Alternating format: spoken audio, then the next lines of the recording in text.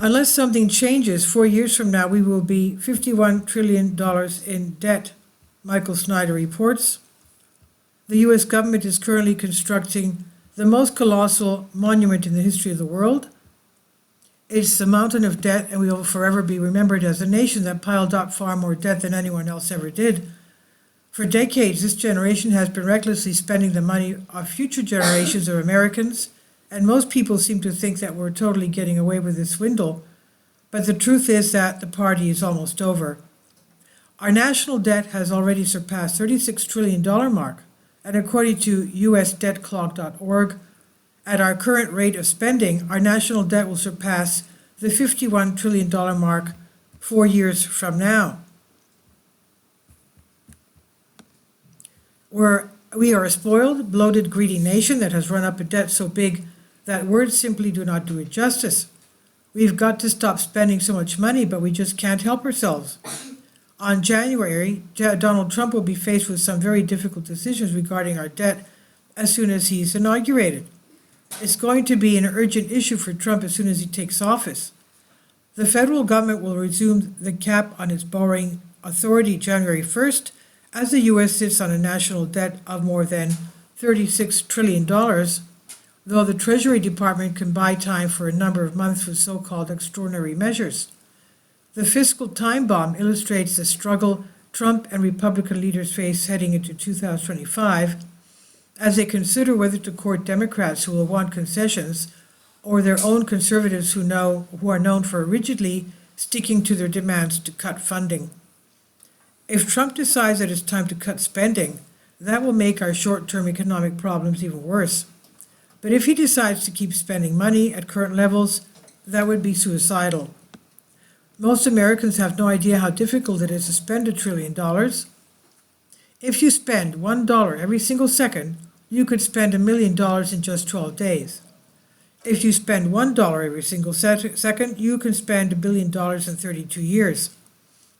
But at the same time, at the same rate, it would take you more than 31,000 years to spend $1 trillion. Let me give you another illustration. If you were alive 2,000 years ago and you started spending $1 million every single day when Christ was born, you still would not have spent $1 trillion by now. This is how large $1 trillion is. But the United States is not $1 trillion in debt.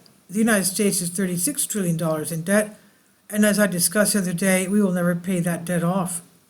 $1 trillion $10 bills, if they were taped end to end, would wrap around the globe more than 380 times. That amount of money would still not be enough to pay off 1/3 of the U.S. national debt. But if you're determined to do something, the government wants you to know that you can help. If you can believe it, the government is actually taking online donations that will be used to help pay off the national debt, or at least that's what they're claiming.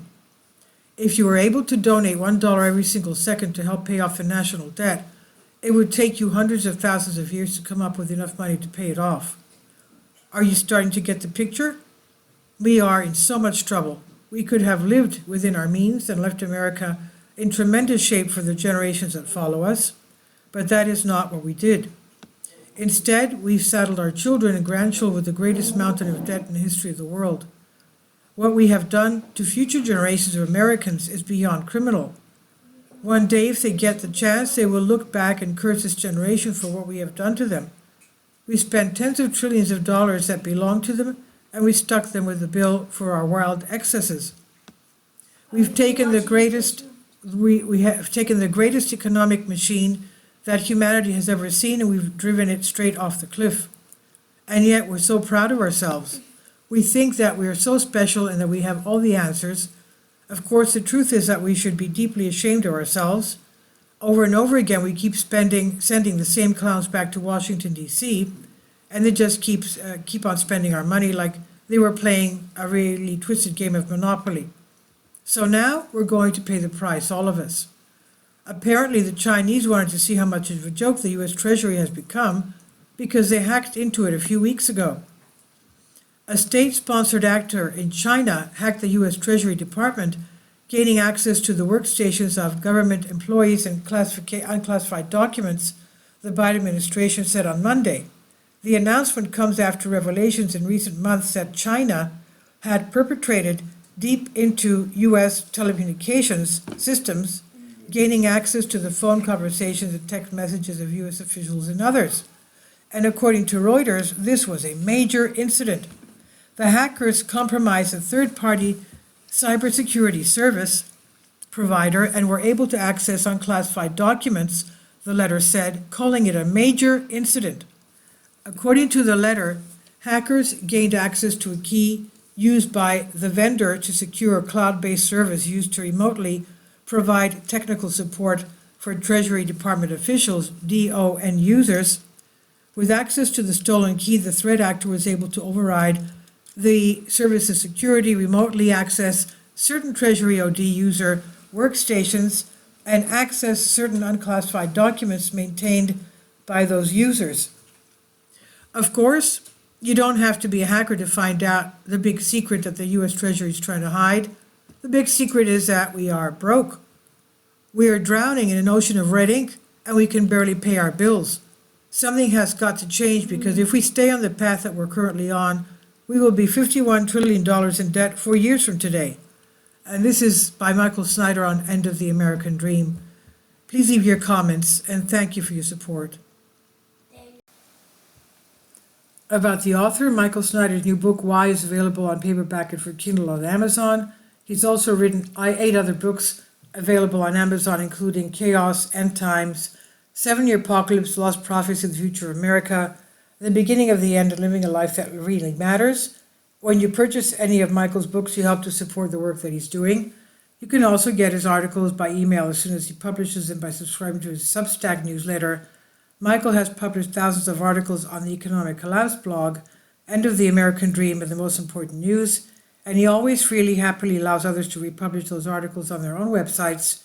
These are such troubled times and people need hope. John 3:16 tells us about the hope that God has given us through Jesus Christ. For God so loved the world that he gave his only begotten Son, that whosoever believeth in him should not perish but have everlasting life. If you have not already done so, we strongly urge you to invite Jesus Christ to be your Lord and Savior today.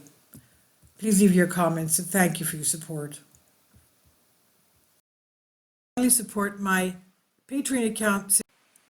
The daily posts are 5 videos daily, and they are totally different from what I have on my YouTube channel.